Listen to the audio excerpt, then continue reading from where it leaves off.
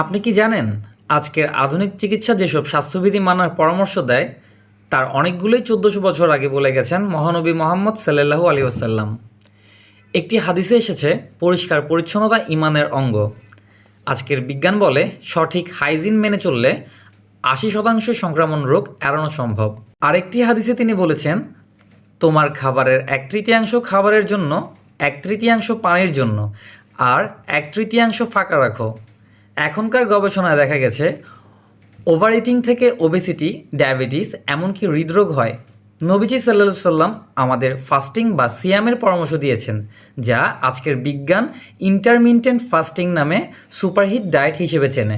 গবেষণা বলছে এটা শরীরকে ডিটক্স করে, ওজন কমায়, রোগ প্রতিরোধ ক্ষমতা বাড়ায়। এমন হাজারো উপদেশ দিয়েছেন আমাদের প্রিয় নবী মোহাম্মদ সাল্লাল্লাহু আলাইহি ওয়াসাল্লাম, যা আধুনিক বিজ্ঞান ধীরে ধীরে আবিষ্কার করছে। তাহলে আমরা কেন তার সুন্নাহগুলো অনুসরণ করব না? আপনার মূল্যবান মতামত কমেন্টে লিখুন আর এই ভিডিওটি শেয়ার করুন যেন সবাই উপকৃত হয়। আসসালামু আলাইকুম রহমতুল্লাহ।